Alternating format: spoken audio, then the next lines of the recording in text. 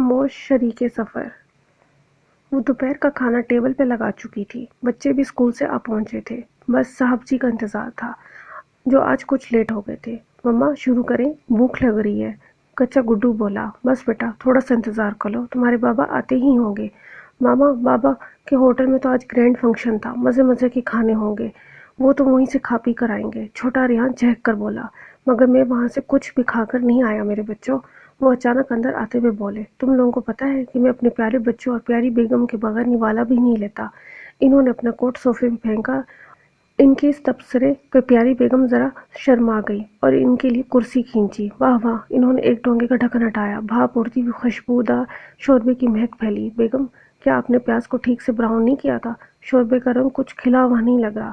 انہوں نے سالن میں چمچ چلایا۔ ہاں شاید ایسا ہی ہے، وہ نرمی سے بولی۔ اور چاول؟ انہوں نے چاول کی ڈش کو قریب کھسکایا۔ دانہ دانہ الگ نہیں ہے۔ کیا آپ نے دم دیتے وقت سرکہ نہیں ڈالا تھا؟ سرکہ تو ختم ہو چکا تھا، میں نے لیموں نچوڑ دیا تھا۔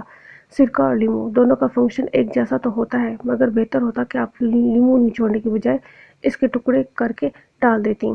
وہ اب بھی خاموش رہیں، اس نکتہ چینی کی عادی جو تھیں۔ وہ خود بھی بہت سلیقہ مند اور پکانے میں ماہر تھی، مگر لاکھ کوشش کے باوجود اپنے شریف شوہر کو مقابلہ تو نہیں کر سکتی تھی۔ جی ہاں، آپ نے بالکل درست سمجھا، ان کے صاحب جی ایک مستعد شیف تھے۔ جب ان کے لیے ایک شیف کا رشتہ آیا تھا تو ان کی اماں نے پہلے تو اپنا کلیجہ تھام لیا تھا۔ ہائے اللہ! کیا لڑکا ہانڈی روٹی کرتا ہے؟ پھر ابا نے سمجھایا، بیگم وہ ایک اعلیٰ درجے کے ہوٹل میں ہیڈ شیف ہے، اچھی خاصی تنخواہ ہے، دیگر مراد الگ ہیں۔ پھر سب کی باہمی مشاورت سے یہی رشتہ طے ہو گیا۔ اب ظاہر ہے ایسے ڈاکٹر انجینئر لڑکوں کا کیا فائدہ جن کے پاس دل کا ذائقہ ہی نہ ہو۔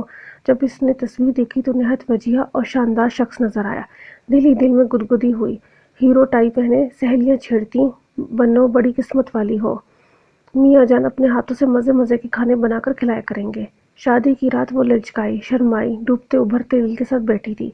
جی ہی جی میں ڈر بھی رہی تھی کہ کہیں دلہا میاں آتے ہی اس سے بگھارے بینگن اور کدو کے کباب کی ترکیب ہی نہ پوچھنے لگ جائیں۔ خیر وہ اندر آئے، اس کے حسن کو دل کھول کے خراج تحسین پیش کیا، اپنے ہاتھوں سے اس کی نازک کلائی میں خوبصورت کنگن پہنائے، پھر خوبصورت باتوں، پیاری محبت اور ڈھیر ساری نرم سی لبریز باتوں کا آغاز کیا۔ نہ کوئی نصیحت، نہ کوئی رسمی گفتگو، کیونکہ گھر میں ان کے علاوہ اور کوئی تھا ہی نہیں۔ ایک اماں تھی جو بڑے بھائی اور بھابھی کے ہمراہ امریکہ میں مقیم تھیں۔ وہ بھی شادی میں شریک نہ ہو سکی کیونکہ ان کا کورونا کا ٹیسٹ مثبت آیا تھا، لہٰذا سفر کی اجازت نہ مل سکی۔ چند ہی لمحوں میں ان کی نرم مزاجی و اپنائیت بھرے سلوک سے وہ متاثر ہو گئی۔ اس کی جھجک ختم ہو گئی اور سب اندیشے اڑن چھو ہو گئے۔ اب ہنس کر کہنے لگے، نہ ڈیئر، مجھے تو اندازہ ہی نہیں تھا کہ شادی کرنا کتنا مشکل کام ہے۔ اکیلا آدمی سب کچھ سنبھالتے سنبھالتے تھک جاتا ہے، اوپر سے کسی کو دولہا دلہن کی پرائیویسی کا بھی خیال نہیں ہوتا۔ اب رہا مشکل سے نمٹنے کا معاملہ تو تم مائنڈ مت کرنا، پرانی باتیں بھلا دو، آؤ کچن چلتے ہیں۔ بچپن سے ہی سر میں درد ہے، وہ تبھی جاتا ہے جب میں چائے بناتا ہوں۔ وہ اس بات میں سر ہلاتے ہوئے اٹھی، اپنی لمبی میکسی سنبھالتے ہوئے ان کے ہمراہ کچن کی طرف چلی۔ کچن صاف ستھرا، تمام ضروری ساز و سامان سے مزین کشادہ اور خوشبودار تھا۔ دونوں نے مل کر گھر کا چولہا جلایا اور پھر ایک دوسرے کی حسین سنگت میں چائے بنائی، وہیں بیٹھ کے چائے بھی پی۔ ڈیئر، آج سے میرے دل اور اس کچن کی رانی تم ہو۔ تمہیں ہر طرح کی آزادی ہے، جیسے چاہو جو چاہو پکاؤ اور جب پکاؤ مجھے کھلاؤ۔ یہ بندہ ناچیز آپ کی راجدھانی میں کبھی مداخلت نہیں کرے گا۔ وہ اس مکالمے پہ اندر تک سرشار ہوگی۔ اب آنے والے وقت نے ثابت کرنا تھا کہ وہ اپنے وعدوں میں کتنے سچے تھے۔ وہ ایک اعلیٰ درجے کے ہوٹل میں ہیڈ شیف تھے، شیف کی ایک پوری ٹیم کو لیڈ کرتے تھے۔ مصروفیت سے بھری ہوئی جاب تھی، کبھی کسی گرینڈ ڈنر کی تیاری تو کبھی کسی کی ارجنٹ آرڈر کی نگرانی، مگر جتنے بھی مصروف ہوتے ہمیشہ وقت نکال کے گھر آتے اور اپنی بیگم کے ہاتھ کا پکا ہوا کھانا ہی شوق سے تناول فرماتے۔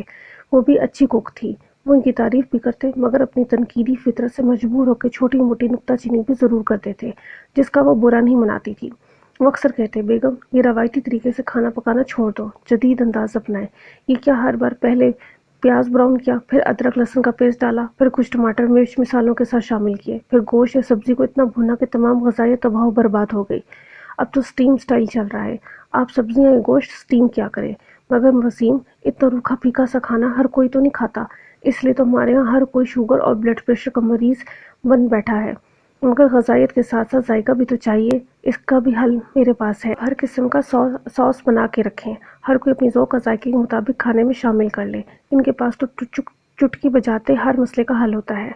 اگر کبھی موڈ میں ہوتے اور فارغ بھی ہوتے تو کچن کو بھی رونق بخشتے تھے۔ بچے ہی فرمائش کرتے، بابا بریانی بنائیں، چلو بیگم آج بریانی بناتے ہیں۔ بیگم کو ساتھ لیے بغیر وہ کچن میں قدم نہ رکھتے، پھر وہ ان کی بھرپور مدد کرتی۔ بریانی تیار ہوتی تو بچے کھاتے ہوئے شوق سے سر دھنتے، اوہ بابا اتنے مزیدار، اتنی ڈیلیشیس، کمال کر دیا آپ نے۔ وہ خوشی سے پھولے نہ سماتے۔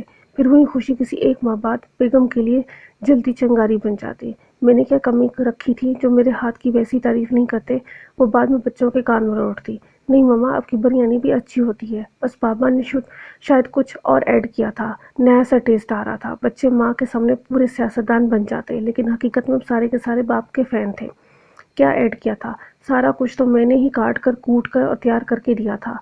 ایک دن انہوں نے شلجم گوشت بنایا، شام کو اپنی اماں کے لیے ایک لفافہ بھر کے لے گئی۔ اماں خاموشی سے کھاتی رہی۔ اس نے فخریہ بتایا کہ اماں یہ وسیم نے بنایا ہے، اتنا بڑا شیف ہے اور اسے شلجم گوشت بھی نہیں پکانا آتا۔ وہ بھلک پڑی، اماں آپ کا بلڈ پریشر ہائی رہتا ہے نا، تو انہوں نے اسٹیم کر کے بنایا ہے۔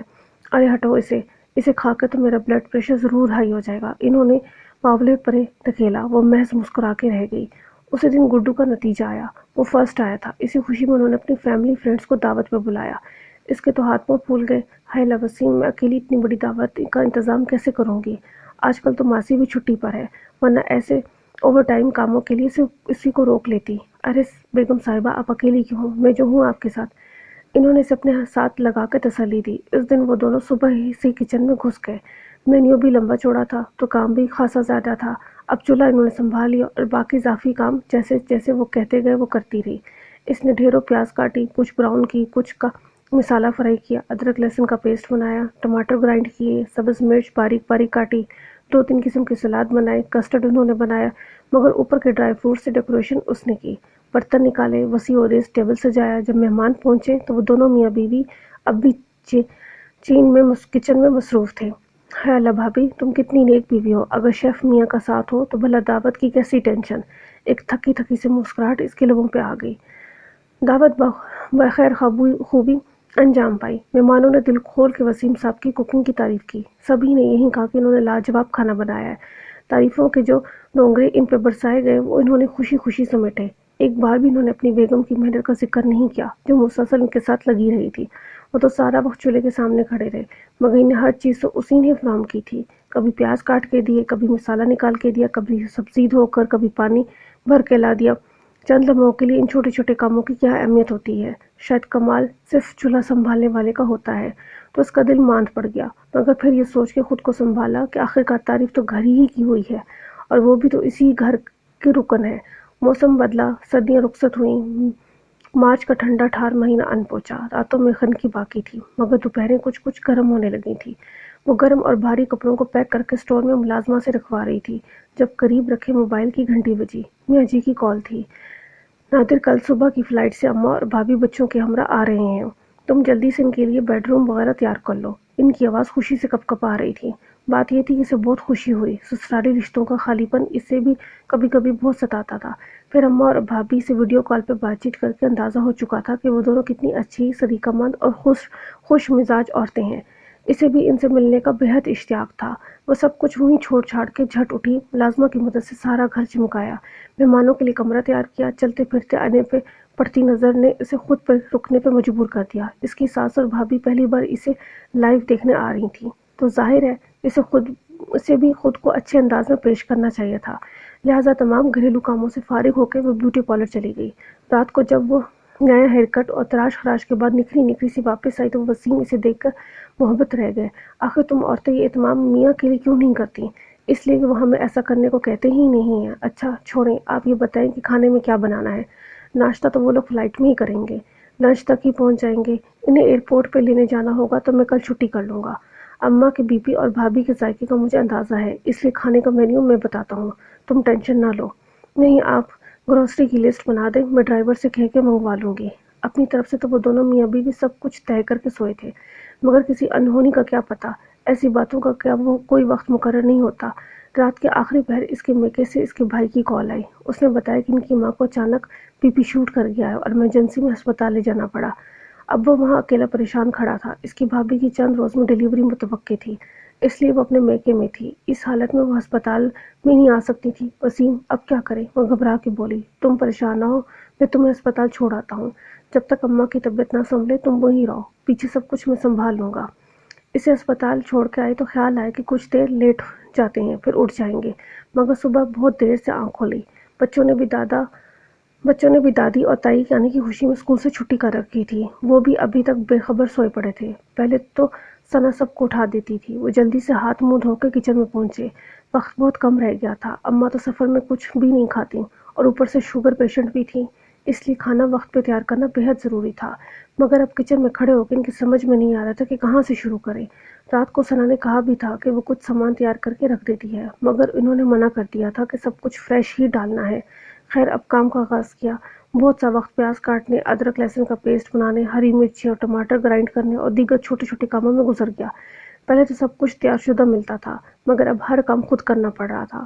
انہوں نے بھی مینیو بھی مختصر کر دیا۔ پھر بھی جب کام ختم ہوا تو بے حد تھک چکے تھے۔ آج انہیں احساس ہوا کہ یہ کاٹنے، کوٹنے اور چھیلنے جیسے چھوٹے چھوٹے کام ہوتے ہیں جنہیں وہ کبھی قابل ذکر ہی نہیں سمجھتے تھے، وہ دراصل کتنے اہم ہوتے ہیں اور انہیں کرنے والے کی کتنی توانائی صرف ہوتی ہے۔ اس سے پہلے انہوں نے یہ سب کبھی خود کیا ہی نہیں تھا۔ ہوٹل میں بھی جو جونیئر شیف ہوتے تھے وہ یہ سب کرتے تھے اور سارا کریڈٹ سینئر شیف لے جاتے تھے۔ وہ خود بھی ان میں شامل تھے۔ گھر میں بھی انہوں نے کبھی ثنا کو ان کاموں پہ سراہا نہیں تھا، نہ ہی اس کا شکریہ ادا کیا تھا۔ یعنی گھر اور کام کی جگہ دونوں جگہ ان کا رویہ غیر منصفانہ تھا۔ اب دونوں جگہ ازالہ ضروری تھا۔ آفس تو جب جائیں گے تب کی بات ہے، فی الحال تو وہ گھر پہ تھے۔ اماں کی طبیعت سنبھل چکی تھی اور ڈاکٹر کچھ دیر میں انہیں ڈسچارج کرنے والے تھے۔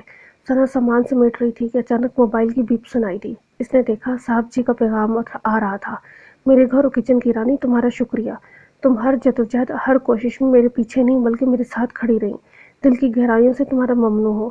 آج کے دن احساس ہوا کہ بعض اوقات انسان کو اپنے ساتھی کی فراہم کردہ سہولت اور مدد کی افادیت کی قدر اس کی غیر موجودگی میں ہی محسوس ہوتی ہے۔ اس غفلت اور کوتاہی پر بندہ ناچیز معذرت خواہ ہے۔ سدا خوش رہو۔